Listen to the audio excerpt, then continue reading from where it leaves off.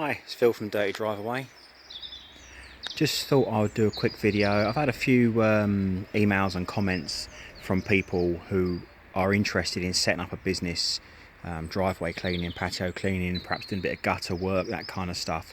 So I thought I'd do a quick video on my van and what I've got. You don't necessarily need all of this gear, but obviously the more you can have on the van, the easier it can make your life. Some jobs it can be harder than others, and if you've got the right tool for the job, you'll find that it can make the job go a lot quicker and be a lot easier. So basically, here you can see the back of my van. It's just an oldish Transit Connect long wheelbase, so it's got the larger load capacity. Nothing special, nothing glamorous. At the end of the day, your cleaning driveway is going to get filthy dirty. You're going to spray it with muck. The inside's going to get filthy dirty. So investing in a luxury, nice van, it's a bit pointless really, because you're going to end up getting it covered in muck. So have a quick look inside. Here's my washer. I've done another video previously on what my washer is, but it's a Zeta. It's made by Dual Pumps. It's basically a Briggs & Stratton engine, 18 horsepower Briggs & Stratton engine, runs on petrol. This particular washer I keep van based. It is very, very heavy.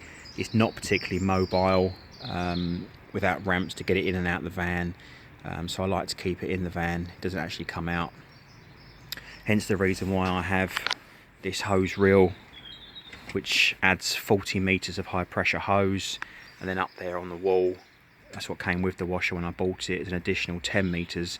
So I've got a total of 50 meters, which in most jobs is more than ample to get around the back of most people's properties, unless you're dealing with sort of a large house with a massive patio, in which case, you know, if you are more than 50 meters away and the job does need the washer coming out of the van, then obviously I can take it out. It's not something I particularly enjoy doing. But 50 meters of hose here is more than adequate for practically every job I've ever done. Obviously jerry can, petrol, miscellaneous stuff. I've got in the back there is a water tank. It's 400 litre tank. Obviously the more water you can carry, the longer you can clean for, depending upon the pressure of the supply going in. You'll see up there it's just fed by a common garden hose. I have two hoses going in, split with a Y piece, ball valve in the tank to obviously stop it from overflowing. Just a hose lock, auto rewind, 40 meter hose up there. Bit lazy, I know, but you can leave it up there. Makes clearing up at the end of the day a little bit quicker, a little bit less stressful. And then just another standard garden hose, which I connect down here and will obviously run off into the property. I use two hoses.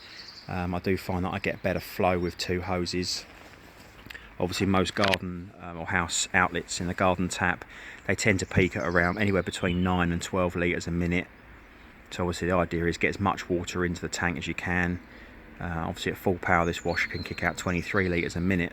So in most circumstances I'm using water quicker than I can actually fill the tank up.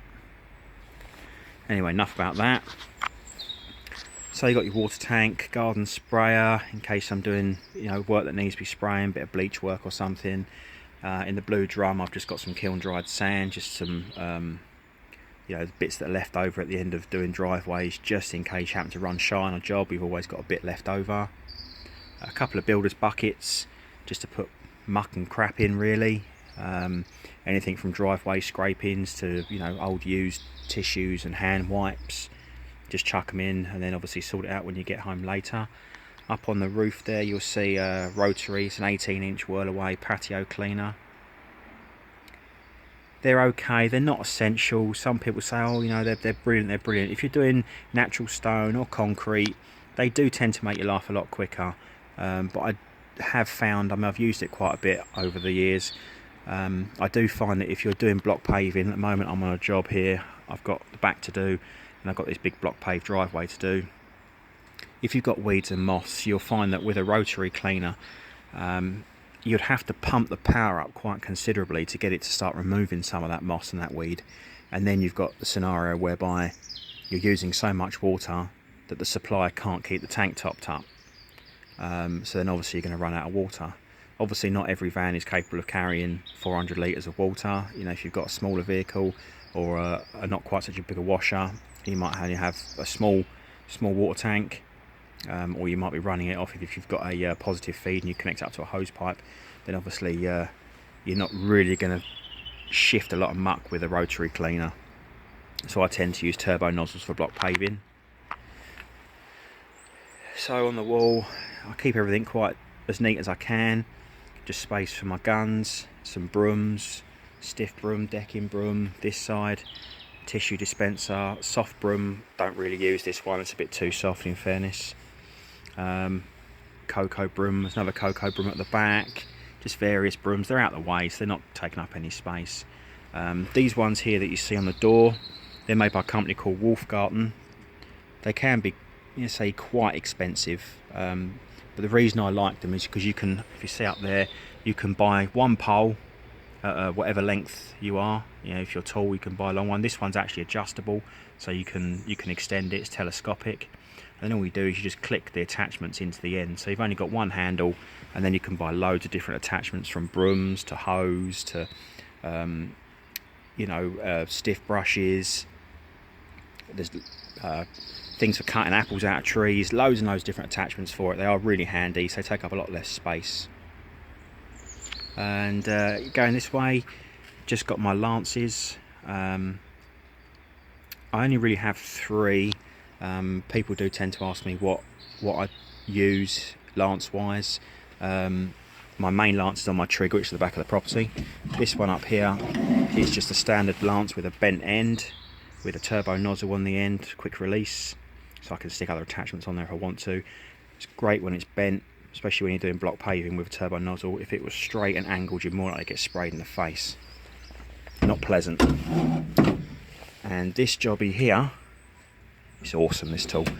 When you've got a big block pave patio, double-headed turbo nozzle. Cuts your cleaning time down dramatically. I'll be using that later on. That's fixed to a stainless lance with a little mini inline filter on the end. Absolutely brilliant tool, works really well. What else we got in here? Up there at the top behind the hat, you'll see there, that's actually a hydro broom. Again, don't really use it very often. It's one of those things I bought when I started it all up. To be fair, by the time you've got it out of the van and got it all set up and moving it about, it's just as easy to use a rinse down nozzle than using one of them. Obviously dustpan and brush. There is a shovel in the back of there for cleaning up the muck. Good old metal shovel's great, much stronger than the old plastic things. What else we got in here? Selection of gloves, because you will get wet, you will get dirty. In there you've got some antibacterial hand wipes, and just some plasticizer and some bleach over there in case I need to touch up any mortar. And up there you've got a mud sucker. It connects up to a big hose, uses the vacuum from the pressure washer. Not bad tool. It's good for getting you out of a bit of trouble if you end up with a bit of water pooling, but you can't beat a good old wet and dry vac for that. That's about it really. Obviously other things you're going to need, simple things, safety protective equipment. You're going to need welly boots, waterproof trousers, waterproof jacket, goggles, several pairs of goggles, always handy because they're covered in muck. If you're close to the washer and the spray at the end, you may want to wear ear defenders. I prefer just sticking the MP3 player on with a pair of headphones, works a charm. Also up there I've got a window squeegee. There is nothing worse than having somebody phone you up and say, my windows are filthy. So after you finish the job, simple thing, takes 10 minutes. You can use the hose, you can use a bucket with some soapy liquid if you made a real mess. Just rinse the customer's windows down, give them a squeegee off, and they'll be your best friends for life.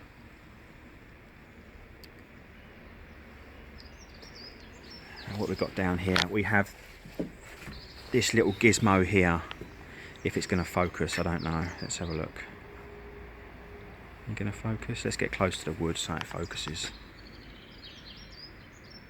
Focus? Come on, focus for me. kind of. There we go. That's a rinse down nozzle. Don't know if you can buy them. You can kind of make them. Basically it's just a 3/8 connector on the end, and then that'll be a 3/8 to a 1/4 inch with a doty washer in the middle, and this is just a standard chemical nozzle on the end. These are brilliant for washing down. Pump your power up, you get a nice wide spray on this, and you can rinse down everything with absolute ease. I think I paid about £7 for it, you know, in its component parts. Absolutely amazing, highly recommend one. There you go, look, I'll leave it there. Look at the components, make one yourself. You'll thank me forever. So that's basically it. That's my van, my tools, my bits and pieces. So what I'm going to do now is, I've also had people ask me about nozzles and things like that, you know, different degrees, different angles on the nozzles, and what I tend to use. I don't use a fixed nozzle, I tend to use a vario nozzle. Basically it enables you to adjust the fan angle on the end, anything from a 0 degree up to about a 40, 50 degree, something like that. So what I'm going to do is I'm going to pause this, or if you want to walk with me, actually we'll walk together. Right, here we go. I'll take me a little chemical nozzle. Let's just fire the washer back up. Going to go about 1/4 throttle. Just bring it up off idle, don't want anything too mad, we've got natural stone at the back. And we'll take a wander round. This is what we're doing today. It's lovely and slippery. I've nearly fallen over once already. And here we are. Started it already, it does make a mess. Here's the rest of my gear, hat, goggles, gloves. There's my lance. I have on the end of my hose, these are brilliant as well. Focus again, come on. A isolation valve, stainless steel isolation valve, so you can shut the water supply off whenever you want. Obviously 3/8 quick release. And this is how my triggers work. I've shown you on previous video. So you can just switch in, switch out. You don't even have to isolate the supply. Absolutely blinding. So this is on, it's ready to go. This is a vario nozzle. Basically you just twist the end and it will go from a fan jet into a pencil jet. Don't know if it will show you at the moment. It's about 25 degrees. Let's see if I can stuff this between my legs whilst I adjust it. You just give it a simple twist.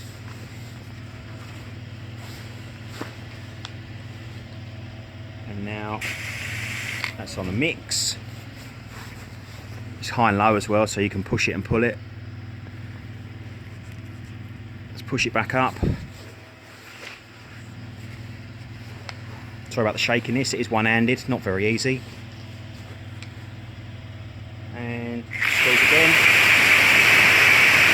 Pencil jet. Come back to it once more. Twist it all the way the other way. And we should have its widest angle.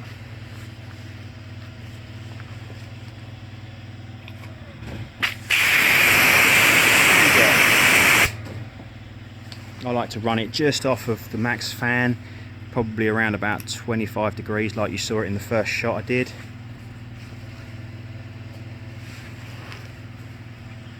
So it's back on mix. You've only got to touch the end.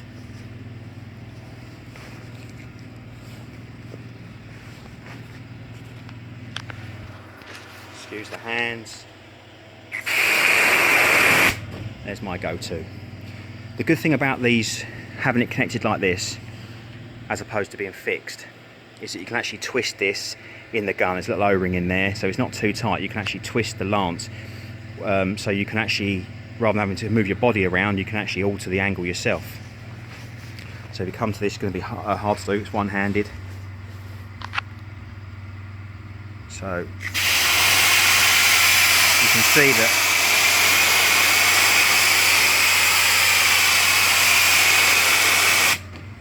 and then you can just literally just twist this and you can change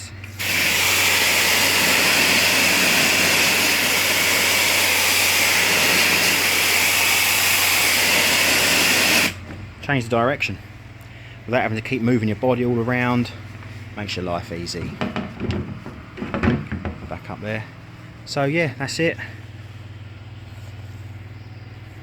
Let me just pause it and I'll connect up the rinse down nozzle and I'll show you that. So there we go, rinse down nozzle is connected. It's not going to focus. In there with the valve on the end, so you just literally, and there we have a rinse down nozzle. So you can up the power, I'm still on quarter throttle, but for rinsing down there's less spray. So you've got a door here, it's all dirty, just give it a rinse down.